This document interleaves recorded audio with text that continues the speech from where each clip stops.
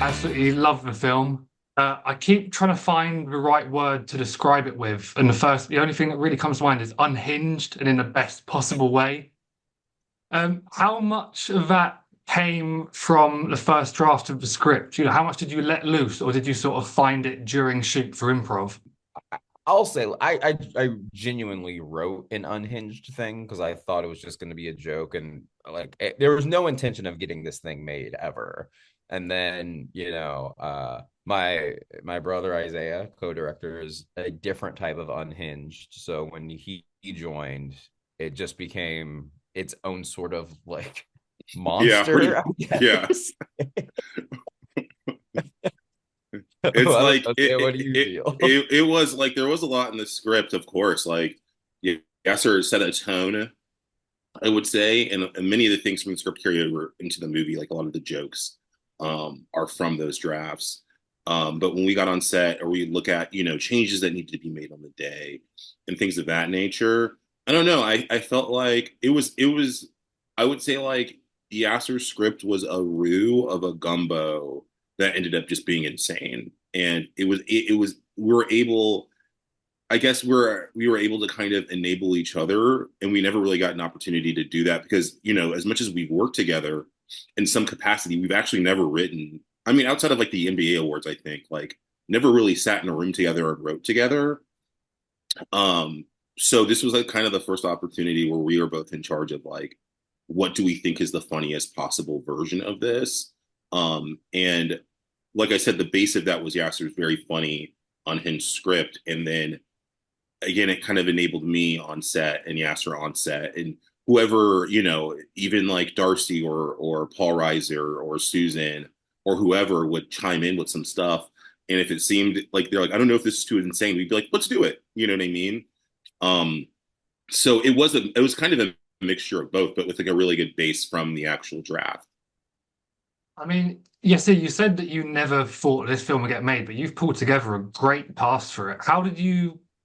What was it like bringing everyone together for that and getting different people on board? I mean, like, I guess it, started with the script, and I think that people really saw the chance, per what Isaiah was just saying, like, to be weird. Like, I mean, like, again, if you read it on the page, you're like, you know, I feel like maybe someone in jail wrote this, like this is what someone in jail thinks a comedy would be. Uh, so I think that everyone kind of knew, like, oh, this is again, me and Isaiah come from sitcoms and all that stuff. So your hands are tied behind your back a lot more. And I was just like, look, I don't want that. I just want to make something that would just be, again, write something that would be fun and stupid and use it as a sample at the end of the day. And then, as it got traction and Isaiah hopped on board, like it's truly just everyone in the movie we've worked with in some capacity, I think, except for Shameik and Susan. Because even Paul Reiser is a good friend with our producer, Liz Destro. But everyone else Isaiah's worked with on the show or I've worked with on the show. And even Darcy, like we had performed live together before. So we had like the slightest of like interactions, and so I say all that to say that I also think people were like, oh, it's like a chance to like be with my friends and like do something that's in LA at the time. So I don't have to like move for 4 weeks or whatever. So I think it was psychosis and convenience. Does that make sense? I mean, this feels like one of those classic sort of wacky sports comedies that have kind of gone out of fashion a little bit now. Obviously, I've seen a lot of comparisons online to Dodgeball. It's one of my favorite films. There also feels like a strange amount of Hot Rod in there as well. What other sports comedies were you both pulling from when you were writing and directing? We Zay, did a lot of yeah, sorry. We did like a lot of like Happy Gilmore. I actually feel like there's a lot of in terms of like competition and how a person is when they're winning and seeing the like rise and downfall of someone. It also reminds me of like Talladega Nights, like a very dumb friendship competition movie. Um, those are the ones that I pull from the most when I think about it, outside of like, of course, like a dodgeball or something of that nature. Um, yeah. Yeah. What do you think, And then like of Yass? course, huh? Oh, I was So gonna what do say you think, like of Yass? course you have your of course you have your obvious ones, Kingpin, of course. Like I actually work with the Farrelly brothers' sister Cindy. So even when we like got this made and it started getting traction, I was like, can we just like have their blessing to know that like we're not doing anything other than just like trying to like have fun and do something. And also the fun that we kind of had with it is like every bowling comedy has been made by a pair of brothers. Like truly the Big Lebowski is the Coens and then Kingpin Hmm. is the Farrellys. And we're like, all right, here's our chance.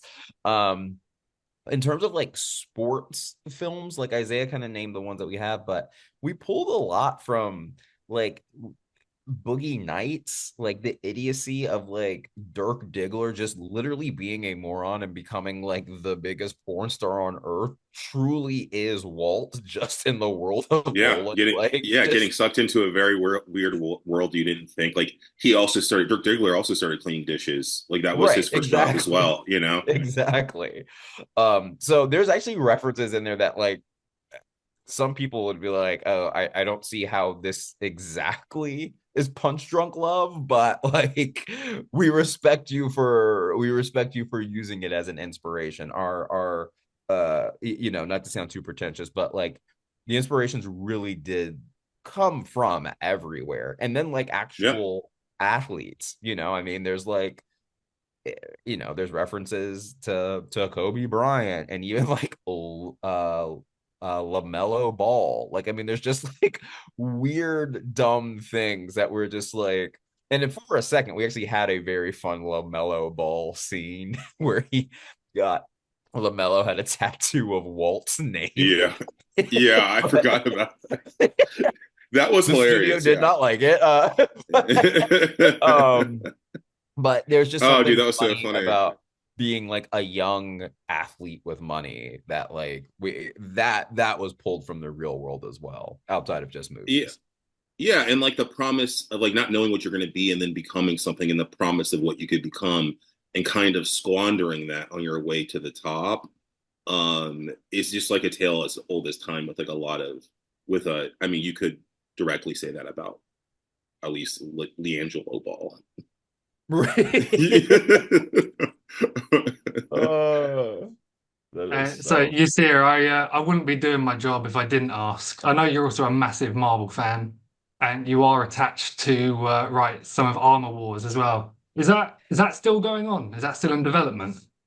one of the fun things about working for a mega corporation like Marvel, which is owned by a bigger mega corporation like Disney, is that you're never allowed to talk about anything at any point until it's out in the world. So, for fear of them killing my family while I'm on this Zoom, I'm kidding. Look, everything's still in development in the same way that like Blade goes away and then comes back the next day. Like, Armor Wars is just, it'll be a thing that happens every few months and then it won't happen and then it'll happen again. So if you find out anything about Armor Wars, you tell me because I'm just here. I'm just here in the woods, man. Thank you so much for your time. I absolutely love the film. I can't wait for people to see it. Thank you so much. Truly, Archie. Thanks again. Cheers, guys.